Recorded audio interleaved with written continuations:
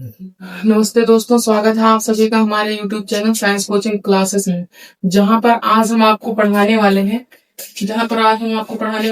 एक छोटा सा पहले नोट बताएंगे, क्योंकि आपको पता है कल हमने इससे पहले वाली वीडियो में पहले लेक्चर में क्या पढ़ाया था, एल्केन के बारे में। अब हम एल्केन के बारे में कुछ खास बातें बताने वाले हैं, जिसे आप लोगों को ध्यान से सुनना है थोड़ा, और नोट भी करना। जैसे हम बात करें, अगर एल्केन की बात करें तो एल्केन होता है हमारे पास में, एल्केन जो होता है, एल्केन को हम लोग कहते हैं संतृप्त हाइड्रोकार्बन। एल्केन की बात करें तो एल्केन क्या होते हैं, इसको हम लोग कहते हैं संतृप्त हाइड्रोकार्बन। अब एल्केन को संतृप्त हाइड्रोकार्बन क्यों कहते हैं? क्योंकि एल्केन की अगर बात करें तो एल्केन में क्या होता है, एल्केन में अभी हमने पढ़ा था, एल्केन में क्या आते हैं, सिंगल बॉन्ड। और जितने भी सिंगल बॉन्डेड हाइड्रोकार्बन होते हैं उन सभी को हम लोग क्या कहते हैं, संतृप्त हाइड्रोकार्बन। तो देखते हैं, अगर सिंगल बॉन्डेड हाइड्रोकार्बन को हम संतृप्त हाइड्रोकार्बन कहते हैं तो क्यों कहते हैं? क्योंकि हमें पता है कि जो हाइड्रोकार्बन होते हैं जनरली दो ही प्रकार के होते हैं, एक तो होता है संतृप्त हाइड्रोकार्बन और एक होता है असंतृप्त हाइड्रोकार्बन। तो पहला जो होगा यहाँ पर हमारा संतृप्त हाइड्रोकार्बन होगा। संतृप्त हाइड्रोकार्बन जिसे कहेंगे, जैसे कि यहाँ पर हम एक एग्जाम्पल से सीखेंगे कि संतृप्त हाइड्रोकार्बन आखिर क्या होते हैं। जैसे यहाँ पर हम लेंगे संतृप्त हाइड्रोकार्बन, जैसे हमारे पास में CH4, यहाँ पर हम ले रहे हैं CH4, और CH4 पर यदि हम क्या करते हैं, H2 का रिएक्शन करा, CH4 पर यदि हम क्या करते हैं, H2 का रिएक्शन, CH4 को हम लोग कहते हैं मीथेन।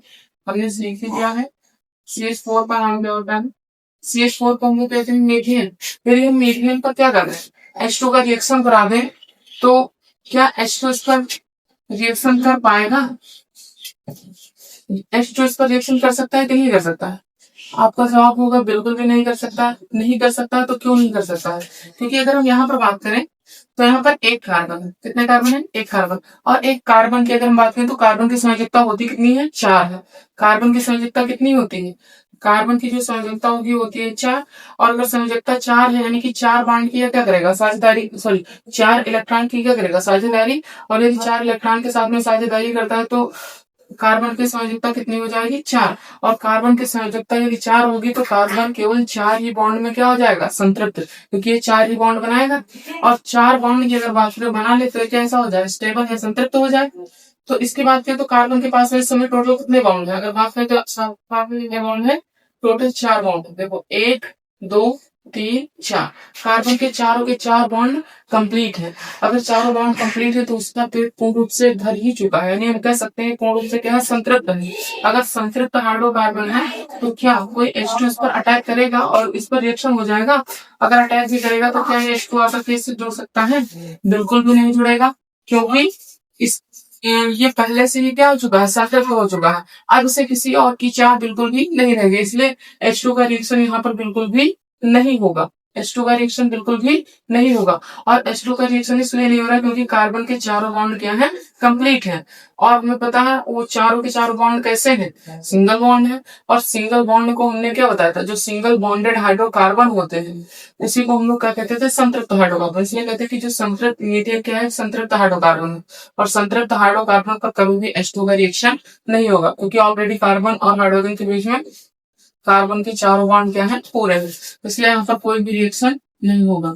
यहाँ पर लिख देना नो रिएक्शन, कोई भी अभिक्रिया यहाँ पर नहीं होने वाली है, ठीक है। तो ये होगी पहली बात। अब दूसरी बात अगर हम बात करें कि हाइड्रोकार्बन किसे लेंगे, तो हाइड्रोकार्बन को हमने स्टार्ट वीडियो शुरू करने से पहले ही बताया था कि पिछले वाले वीडियो में कि ऐसे हाइड्रोकार्बन या ऐसे जिनमें केवल हाइड्रोजन और कार्बन यही दोनों पाए जाते हैं उसी को हम लोग क्या कहेंगे, हाइड्रोकार्बन, ठीक है। आपको थोड़ा आगे बढ़ेंगे, जैसे कि हम एक एग्जांपल और देखें जिससे हम अच्छे तरीके से समझ में आ जाए। यहाँ पर हम लेंगे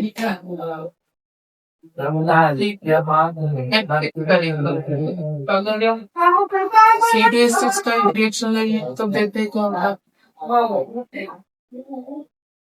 C2H6 का रिएक्शन कुछ इस प्रकार से होगा। इसमें यदि हम बात करें तो यदि इसमें हम क्या करेंगे, H2 का रिएक्शन करना है तो क्या H2 का रिएक्शन हो सकता है। हम बताएं कि सिंगल बॉन्डेड हाइड्रोकार्बन जितने भी क्या होते हैं, सिंगल बॉन्ड हाइड्रोकार्बन क्या है, संतृप्त हाइड्रोकार्बन है। एक बहुत सारे हाइड्रोकार्बन जो होंगे संतृप्त हाइड्रोकार्बन है। अगर तो इनके बीच में देखें पहले सबसे पहले कौन सा बॉन्ड है, सबके साथ में सिंगल बॉन्ड ही तो है, तो संतृप्त हाइड्रोकार्बन। संतृप्त का मतलब ही क्या होता है, संतृप्त का मतलब होता है जिसका पेट पहले से ही भरा हुआ हो, यानी पूर्ण रूप से खा पी करके उसका पेट पूर्ण रूप से भर ही चुका हो, अब उससे और अधिक ना खाया जाए, कोई कुछ भी दे लेकिन ना खाए, तो इसी को हम लोग क्या कहते हैं, संतृप्त। उसी प्रकार से इसका इस कार्बन का भी पेट पूर्ण रूप से पहले से ही भरा हुआ है। कैसे भरेगा, 4 बॉन्ड बना करके। जैसे यहाँ पर बात करें इस कार्बन के टोटल कितने बॉन्ड है, 1 2 3 4, टोटल कितने बॉन्ड होंगे, 4 बॉन्ड। और 4 बॉन्ड होंगे तो 4 बॉन्ड में ही इसकी संयोजकता क्या हो जाती है, या फिर हम कह सकते हैं ये कैसे हो जाते हैं, संतृप्त हो जाते हैं, तो इनकी संयोजकता वैलेंसी कंप्लीट हो जाती है। अगर इनकी बात करें तो इस कार्बन के इनके 4 बॉन्ड पूरे हैं, 1 2 3 4, चारों के 4 बॉन्ड कंप्लीट है। अगर 4 बॉन्ड इसके कंप्लीट है, 4 बॉन्ड इसके कंप्लीट है, मतलब दोनों कैसे हैं, संतृप्त है। कैसे हैं, संतृप्त है, मतलब इनका पेट भर चुका है। अब यदि कुछ और इनको खाने पिए जाए, जैसे कि हम H2 का रिएक्शन यदि इनके ऊपर कराएं, तो इनका रिएक्शन क्या हो सकता है, अब वहां पर कोई जुड़ने की संभावना ही नहीं, क्योंकि मान लीजिए इनके पास में 4 ही कमरे थे और चारों कमरों में 4 बॉक्स फिट हो चुके हैं, तो किसी को भी ये रहने की जगह दे सकते हैं, बिल्कुल भी नहीं देंगे। इसलिए यहाँ पर भी क्या होगा, कोई भी रिएक्शन नहीं होगा। यहाँ पर भी लिखोगे नो रिएक्शन। इससे क्या निष्कर्ष निकल कर आता है, इससे निकल कर आता है कि जितने भी एकल बंध वाले हाइड्रोकार्बन होते हैं, जितने भी एकल बंध वाले या सिंगल बॉन्डेड हाइड्रोकार्बन होते हैं, वे सब के सब कैसे होते हैं, संतृप्त हाइड्रोकार्बन होते हैं। ठीक है, तो नोट कर लीजिए। यानी एल्केन जो होता है, और अगर हम बात करें तो सिंगल बॉन्ड वाला कौन होता है, एल्केन ही तो होता है। चाहो तो यहाँ पर लिख सकते हो कि एकल बंध वाले हाइड्रोकार्बन,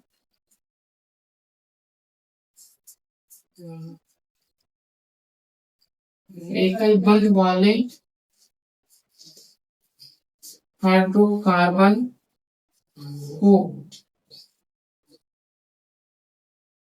संतृप्त हाइड्रोकार्बन कहते हैं। और यदि हम बात कर लें कि एकल बंध वाले कौन होंगे, तो एकल बंध में आता कौन, तो एकल बंध में आते हैं केवल एल्केन। कितने भी एल्केन होते हैं, एल्केन में टोटल सभी में क्या होता है, सिंगल बॉन्ड होता है। एल्केन में क्या होता है,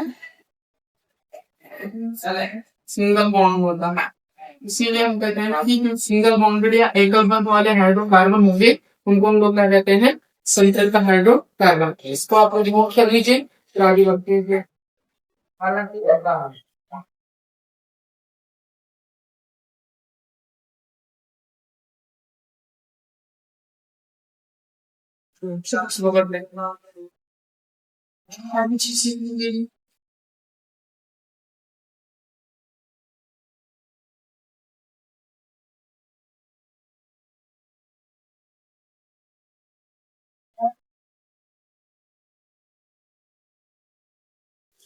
हमने एल्केन की तो बात कर ली, और एल्केन को हमने बताया भी किया कैसे होते हैं, संतृप्त हाइड्रोकार्बन होते हैं।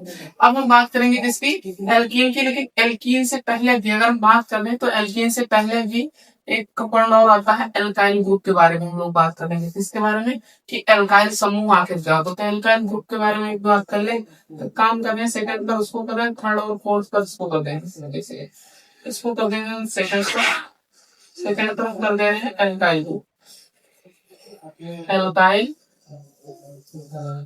ग्रुप को कर दे रहे हैं। लेकिन एल्काइल समूह की बात करेंगे, और थर्ड में बात करेंगे एल्कीन की, और फोर्थ में बात करेंगे इसकी, एल्काइन की। तो अब हम फर्स्ट पॉइंट को तो हम लोग पढ़ ही चुके हैं, ये वाला पॉइंट हमारा कंप्लीट हो चुका है। सेकंड वाले की बात करेंगे एल्काइल ग्रुप की, कि आखिर एल्काइल ग्रुप क्या होते हैं। तो चलो एल्काइल ग्रुप क्या होते हैं इसके बारे में सीखते हैं। इससे पहले हेडिंग डाल देते हैं हम लोग, क्या पहली हेडिंग हम लोग डालेंगे, तो होगा एल्काइल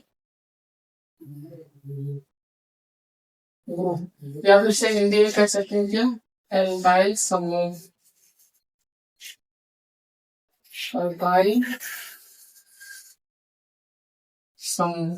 तो क्या होते हैं एल्काइल समूह, इसके बारे में भी और इसका नाम पढ़ने में क्या करना है, C2 है। जैसे हम बात करेंगे एल्काइल ग्रुप की, तो एल्काइल को भी किसमें तोड़ा जाता है?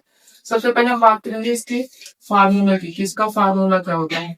इसके सामान्य सूत्र की बात करेंगे तो एल्काइल ग्रुप का सामान्य सूत्र होता है CnH2n+1 होता है। इसका फार्मूला क्या होता है, तो इसका सामान्य सूत्र क्या होता है? CnH2n+1 होता है। ये होता है इसका क्या सामान्य सूत्र। और यदि हम बात करें कि एल्काइल ग्रुप का जो नामकरण है किस फॉर्मेट में करेंगे, तो एल्काइल ग्रुप का नामकरण हम लोग किस करेंगे? अगर एल्काइल ग्रुप को हम लोग तोड़े एल्काइल को, तो एल्काइल को हम लोग किसमें तोड़ेंगे? ये फार्मूला समझ सकते हो कि जैसे मैथ में फार्मूला होता है, उसी प्रकार से नामकरण के लिए भी इसका एक फार्मूला ही होगा। जैसे यहाँ पर बात करें एल्काइल की, तो एल्काइल को किसमें तोड़ेंगे? एल्क प्लस आइल में। जैसे यहाँ पर हमने तोड़ा था एल्केन को एल्क प्लस एन में, और एल्कीन को एल्क प्लस ई में, एल्काइल को एल्क प्लस आइन में, सभी का मतलब भी बताया था। उसी प्रकार से यदि हम बात कर ले किसका एल्काइल ग्रुप की, तो यहाँ पर हम बता रहे हैं वो पहले एल्काइल को हम लोग तोड़ेंगे एल्क प्लस आइन में। किसमें तोड़ेंगे? एल्क प्लस आइन में। और एल्क प्लस आइन में एल्काइल जो होंगे, एल्काइल को यहाँ पर डिनोट करेंगे किससे? आर से। और आर क्या होंगे? एल्क जो होगा वो क्या होगा? कार्बन परमाणु की संख्या के आधार पर उसका नाम ही होगा। और आइल जहां पर आएगा वहां पर क्या होगा? एक सिंगल बॉन्ड खाली पड़ा हुआ होगा। और आर क्या है? एल्काइल ग्रुप है, जहां पर हम किसी भी कार्बन, जहां पर हम कोई भी ग्रुप को रख सकते हैं, चाहे मीथेन को रख दें, चाहे इथेन को रख दें, चाहे प्रोपेन को रख दें, किसी को भी रख सकते हैं। तो ये methane, ethane, propane, butane, pentane, किसी को भी रख सकते हो। ठीक है। और सबसे बड़ी बात, एल्काइल ग्रुप की सबसे बड़ी पहचान क्या होती है कि इसका एक जो बंद होगा वो खाली पड़ा हुआ होगा। लास्ट वाला जो बंद होगा क्या होगा? खाली पड़ा हुआ होगा। जहां पर खाली पड़ा होगा उसी को हम लोग क्या कहेंगे? एल्काइल। और हमें पता है एल्क का मतलब क्या होता है, हमने बताया है कि एल्क का मतलब होता है यही कार्बन परमाणु की संख्या के आधार पर उसका मतलब किसका? कार्बन का नाम। और साथ में आयल को हमें क्या करना है, यानी इसके आधार पर इसका नाम लिखने के बाद में, कार्बन परमाणु की संख्या के आधार पर उसका नाम लिखने के बाद में हम लोग क्या करेंगे? YL को ऐड कर देंगे, यानी आयल को ऐड कर देंगे। ठीक है। तो इसी को हम लोग करते हैं। तो इसको अगर हम तोड़ेंगे तो इसमें तोड़ेंगे एल प्लस आयल, यानी इसको हम इसमें तोड़ेंगे एल प्लस YL। YL में क्या होता है? आयल में। अगर एल्काइल में तोड़ेंगे तो क्या होगा? उसके बाद में इसकी संरचना भी हम लोग इधर ही देख लेंगे, ये जो संरचना होगी इधर ही देख लेंगे। अब देखते हैं एल्काइल फॉर्म कौन सा है। सबसे पहले बात करेंगे CnH2n+1 जो फार्मूला है। और यहाँ पर भी पता है हमें कि n बराबर क्या होगा, हमने उस दिन भी बताया था। तो हम n बराबर परमाणुओं की संख्या, n बराबर परमाणुओं की संख्या, जहां n बराबर क्या हो जाएगी? परमाणुओं की संख्या हो जाएगी। इस बात को भी याद रखना। अब हम लोग शुरू करते हैं वहां से कि कैसे आखिर में हम लोग इसका नामकरण करेंगे। ठीक है। फार्मूले के आधार पर रखते हैं। यदि हम बात कर लें, यदि हम यहाँ पर क्या करें? n बराबर यदि 1 रहे, यदि इस फार्मूले पर n बराबर कितना ले लें? 1 ले लें, तो क्या होगा? अगर n बराबर 1 लेंगे तो क्या हो जाएगा? c को डिवाइड कर देंगे। n का मान कितना है यहाँ पर? 1, तो c मल्टीप्लाई, डिवाइड नहीं देंगे, मल्टीप्लाई देंगे, सॉरी। ठीक है। इसको क्या करेंगे? कार्बन है, कार्बन को किससे मल्टीप्लाई कर देंगे? 1 से। फिर हाइड्रोजन में 2 लगा होगा 2, और 2 से n से भी मल्टीप्लाई करना है, और n का मान कितना है? 1, तो इसको 1 से मल्टीप्लाई करेंगे। फिर कितना प्लस लगा है? प्लस लगा तो कितना था? 1 मिलेगा। अब ये एकदम इसको सॉल्व करें तो टोटल कितना हो जाएगा? c को 1 से मल्टीप्लाई करोगे तो कितना आएगा? c आ जाएगा। और 2 को अगर 1 से करेंगे तो कितना हो जाएगा? एकदम 2, और 2 में से एक और जोड़ेंगे तो कितना हो जाएगा? 3। तो c और h लिखा, h लिख के, और 2 में 3, CH3 बन जाएगा। क्या बन जाएगा? CH3 बन जाएगा। नहीं, CH3 बन रहा है, और CH3 जो होगा एल्काइल ग्रुप होगा। ठीक। इससे क्या होगा? क्योंकि हमें पता है कार्बन की सांद्रता कितनी है? कार्बन की सांद्रता 6 होती है। हमें पता है कार्बन की सांद्रता 4 होती है, और खराब होती है तो कार्बन कितने बॉन्ड में अपनी सांद्रता कंप्लीट कर देगा? इसकी वजह से 4 बॉन्ड में कंप्लीट हो जाएगी। तो यहाँ पर देखो टोटल अगर एक कार्बन है, कार्बन के साथ में 3 हाइड्रोजन, मतलब 3 ही बॉन्ड है, एक बॉन्ड और तो चाहिए, इसलिए कहते हैं कि जो होगा आर के साथ में बॉन्ड खाली पड़ा होगा, साथ में एक बॉन्ड ऐसा क्या होगा, खाली पड़ा होगा। और ये जो होगा, ये जो खाली पड़ा हुआ बॉन्ड है या बंद है, यही क्या करेगा, हमें एल्काइल ग्रुप को बताएगा। तो आप हमेशा याद रखें, जहां पर भी इस प्रकार से कहीं पर एक खाली पड़ा हुआ बॉन्ड मिलेगा, उसको हम लोग क्या कहेंगे, एल्काइल ग्रुप। क्या कहेंगे, एल्काइल ग्रुप या एल्काइल समूह। तो सबसे पहले हम बात करेंगे किसकी, CH3, एक खाली पड़ा हुआ सिंगल बॉन्ड है। अगर इसकी बात करें तो उसकी संरचना क्या होगी, तो देख लेते हैं, सॉरी पहले इसका नाम देखेंगे फिर संरचना देखेंगे। तो नाम की बात करें तो एल्क, सबसे पहले क्या करेंगे, एल्क में इसका नाम देखेंगे, तो एल्क में देखेंगे, एल्क में क्या होता है, कार्बन परमाणु की संख्या के आधार पर उसका नाम। तो कार्बन परमाणु की संख्या, इसमें देखो टोटल कितने कार्बन, देखो एक ही तो कार्बन है, और एक कार्बन के लिए देखो, कार्बन की संख्या एक के लिए एल्क में जो नाम होता था वो क्या होता है, मेथ। अगर एक कार्बन के लिए एल्क में उसका नाम मेथ होता है, तो सबसे पहले तो हम लिख लेंगे क्या, मेथ। उसके बाद में फिर हम बात कर ले, यहाँ पर लिख दो मेथ, और मेथ के बाद में फिर क्या करते हैं, क्योंकि हम मेथ पहले एल्क में कार्बन परमाणु की संख्या उसका नाम लिखेंगे, फिर सफिक्स में यानी कि उसके बाद में क्या जोड़ देंगे, y प्लस एल, प्लस को मतलब ऐड नहीं करना होता, y एल को भी क्या करना है, इसमें जोड़ देना। तो एल्क में जैसे मतलब कि एल्क में इसका कार्बन परमाणु की संख्या के आधार पर उसका नाम लिखा मेथ, और प्लस में ऐड क्या करना है, y एल, प्लस में y एल ऐड करेंगे तो इसका नाम क्या हो जाएगा, मेथाइल या फिर मेथिल। जो उच्चारण में अपने हिसाब से जो करना हो कर सकते हैं, चाहे मेथिल पढ़ दो या मेथाइल रहेगा, कोई दिक्कत, ठीक है, हम तो मेथाइल ही कह रहे हैं, ठीक है, मेथाइल और मेथाइल। तो हमारे पास में कौन सा कंपाउंड हो जाएगा, मेथाइल हो जाएगा, ठीक है। अब यदि हम बात करें अपने बराबर करता लगा, ये तो कंफ्यूजन होगा कि डैश करके फिर लिख दिया इसका नाम, ठीक है, तो ऐसा कुछ भी नहीं है, क्योंकि ये खाली पड़ा हुआ बॉन्ड इसके साथ में होगा।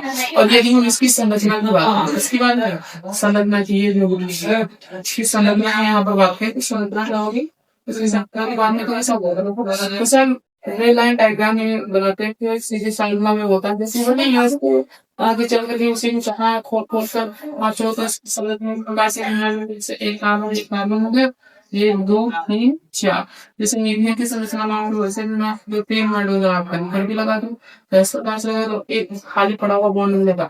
या फिर इसको आप शॉर्ट फॉर्म में या संक्षिप्त में ये सीधी श्रृंखला में जो हमेशा यूज होने वाला है, ये सीधी श्रृंखला में इसमें करना होगा। जैसे बना हुआ है सी, एक कार्बन है, कितने हाइड्रोजन, 3 हाइड्रोजन यहाँ पर लगा दे, एक कार्बन में 3 हाइड्रोजन लगा दिया, एक सिंगल बॉन्ड खाली पड़ा, एक सिंगल बॉन्ड खाली कर दिया। ये जो संरचना हो जाएगी, इसकी हो जाएगी मेथाइल की संरचना हो जाएगी। इसके बाद में यदि n बराबर यहाँ पर 2 ले, n बराबर कितना ले लें, 2, तो कितना हो जाएगा, C2 हो जाएगा। यदि n बराबर 2 नहीं है तो उसमें क्या हो जाएगा, C2, पहले पर देखो n बराबर 2 रखते थे, C2 और 2 दूनी एक जगह पर 2 रखना है, 2 दूनी 4, 4 और 1 5, C2H5 हो जाएगा। कितना हो जाएगा, C2H5। अब हम डायरेक्ट कर दे रहे हैं और एक सिंगल बॉन्ड खाली पड़ा हुआ है।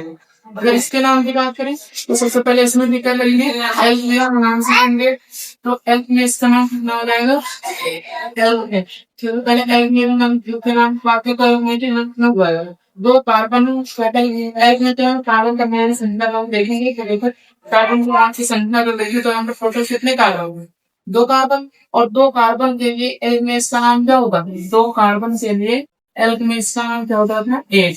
तो यहाँ पर भी हम क्या लिख देंगे, 8 क्या लिखेंगे, 8 लिखेंगे, यहाँ पर लिख देंगे 8, और 8 के साथ में प्लस में एम के बाद में क्या जोड़ना रहता है, हमें वाई। तो 8 में यदि क्या जोड़ते हैं, वाई, तो इसका नाम क्या हो जाएगा, एथाइल। इसका नाम क्या हो जाएगा, 8 plus I is equal to क्या हो जाएगा, ethyl. 8 plus I is equal to. अब अगर हम बात करें इसके, यदि हम बात करें इसकी संरचना की, तो संरचना का नाम से बनाएंगे, तो बड़ा हो जाता है जो अभी तक यूज नहीं है, बस छोटे छोटे से संरचना को बता दिया जाता है। कभी कभी रिएक्शन में इसका यूज कर लिया जाता है, ठीक है। बाकी तो हम सबसे ज्यादा इसी का यूज करेंगे, इसलिए यहाँ पर कितने कार्बन, दो C2 दो कार्बन, दो कार्बन लगा दो, एक दो, क्योंकि यहाँ पर जो है ना एल्काइल सल्फर सिग्मा बॉन्ड ही रहेंगे, ठीक है। अब हम दूसरे की बात करेंगे, एक हो गया, फिर दूसरे की बात करेंगे तो टोटल कितने कार्बन, C2 दो कार्बन, दो कार्बन लगा दो, C सिंगल बॉन्ड C। इसके बाद हमें क्या करना है, यहाँ पर भी क्या करना है, एक बॉन्ड खाली छोड़ना है, तो एक बॉन्ड खाली हमने छोड़ दिया। अब यहाँ पर करना क्या है, कितने हाइड्रोजन, 5 हाइड्रोजन है, तो सबसे पहले इसकी संयोजकता को हम लोग क्या करते हैं, कंप्लीट कर देंगे कार्बन की, तो इसकी भी क्या हो जाएगी, इसकी भी संयोजकता कंप्लीट कर देंगे, हाइड्रोजन अपने आप क्या हो जाएंगे सेटल। तो हम बात करें यहाँ पर इस कार्बन में टोटल कितने बॉन्ड है, यहाँ पर एक ही बॉन्ड है, तो 4 बॉन्ड पूरे करने के लिए कितने बॉन्ड, कितने हाइड्रोजन लगाने पड़ेंगे, यहाँ पर एक है, 4 बॉन्ड पूरे करने के लिए 3 हाइड्रोजन लगा दे, तो 3 हाइड्रोजन और कार्बन के बीच के बॉन्ड और एक कार्बन कार्बन के बीच के बॉन्ड, 3 और 1 कितने हो जाएंगे, 4। तो यहाँ पर क्या कर दो, CH3 लिख दो। साथ में अगर इस कार्बन की बात करें तो इस कार्बन के पास में टोटल कितने बॉन्ड है, एक बॉन्ड तो ये वाला हो गया और एक बॉन्ड ये वाला, टोटल कितने बॉन्ड, 2 बॉन्ड होंगे, कितने हाइड्रोजन की हो सकता है, 2 हाइड्रोजन लगा दे यहाँ पर, इसकी संयोजकता भी क्या हो जाएगी, पूर्ण हो जाएगी। और ये जो संरचना होगी, इसी संरचना को हम लोग क्या कहेंगे, एथाइल। ये किसकी संरचना है, एथाइल की। हमने बताया था कि जहां पर आइल लग जाए वहां पर क्या होना चाहिए, एक खाली पड़ा हुआ बॉन्ड होना चाहिए। देखो यहाँ पर भी एक खाली पड़ा हुआ बॉन्ड है कि नहीं है, जिससे कोई भी क्रियात्मक समूह आप ऐसे जुड़ सकता है, कोई भी क्रियात्मक समूह, ठीक है।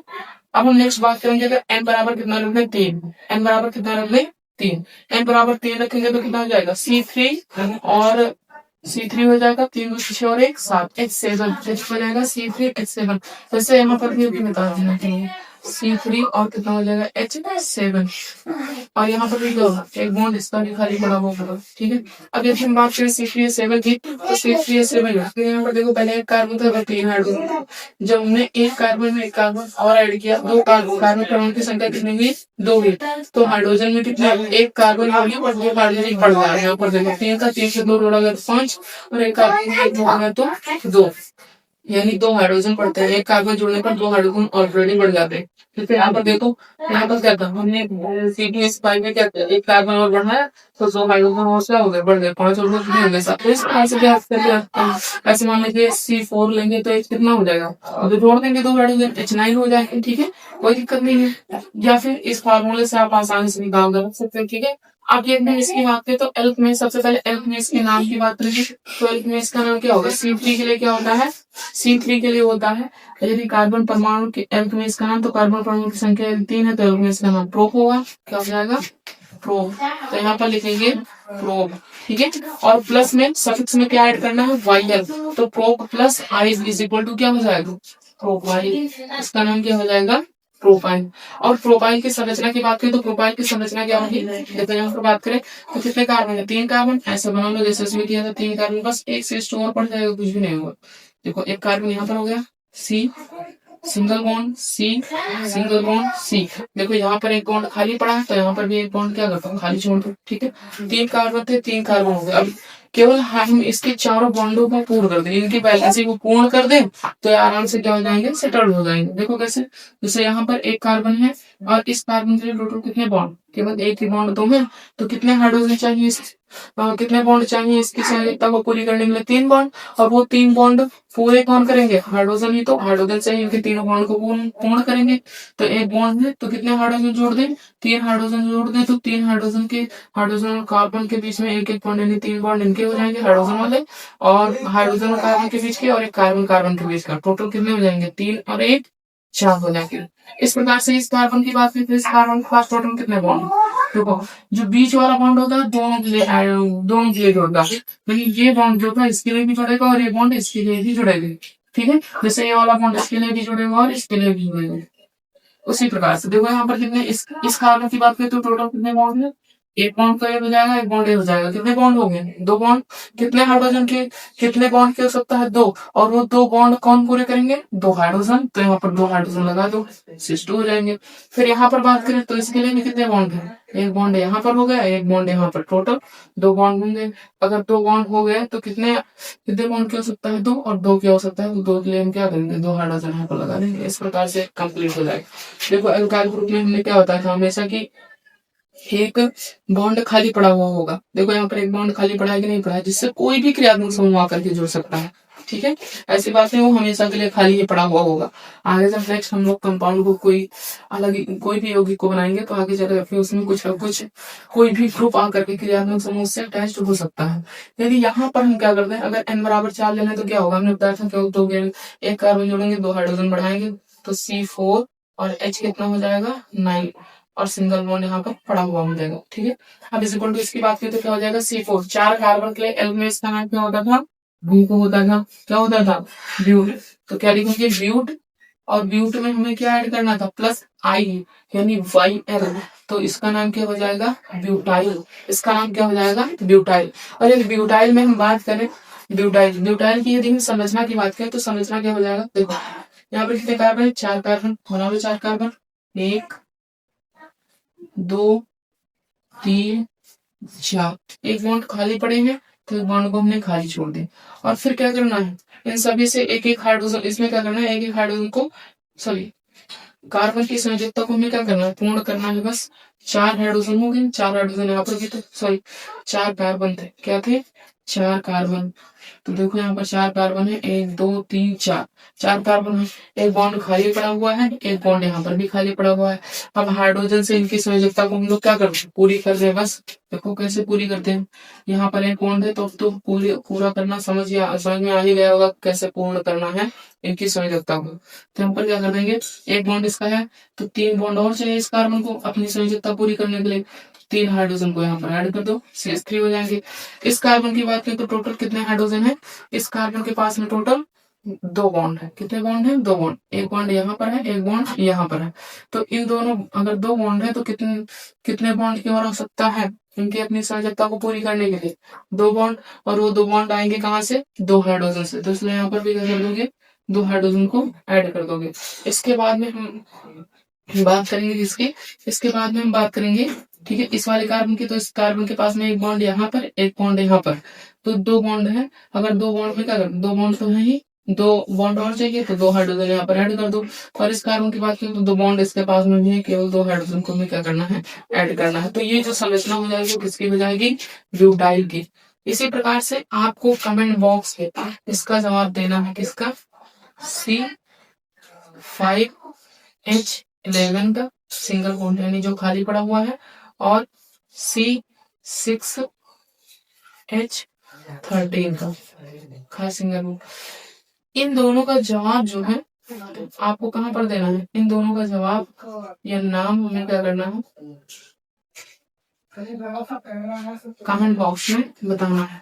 नाम जरूर बताइएगा ताकि हमें पता चले आपको समझ में आया या नहीं। तो आज जो है हमने क्या सीखा है, एल्काइल ग्रुप के बारे में सीखा है, और एल्केन को हमने बताया कि एल्केन जो होता है क्या होता है, संतृप्त हाइड्रोकार्बन होता है। तो आज केवल हम इतना ही सीखेंगे, अगले दिन जो होगा उसमें हम एल्केन और एल्काइन इन दोनों की बात करेंगे। फिर जो क्रियात्मक समूह वाले यौगिक होंगे उनकी भी हम आगे चल करके बात करेंगे। तो बस आज के लिए इतना ही। आप लोग मन लगाकर पढ़ाई कीजिएगा। अगर कोई भी डाउट हो तो आप कमेंट में पूछ सकते हो, उस डाउट का आपका सॉल्यूशन भी दिया जाएगा। यदि आप लोग अच्छे से पढ़ते रहोगे तो आप बोर्ड में अच्छा परफॉर्मेंस भी कर पाओगे। ठीक है, और बाकी मेरा ये प्रयास है कि आपको आपका रिजल्ट जो बहुत ही अच्छा हो। ठीक है, बस आज के लिए इतना ही। लेकिन जवाब जरूर दीजिएगा कमेंट बॉक्स में, जितने भी लोग इसको पढ़ेंगे उसका जवाब जरूर दीजिएगा। ठीक है, थैंक यू।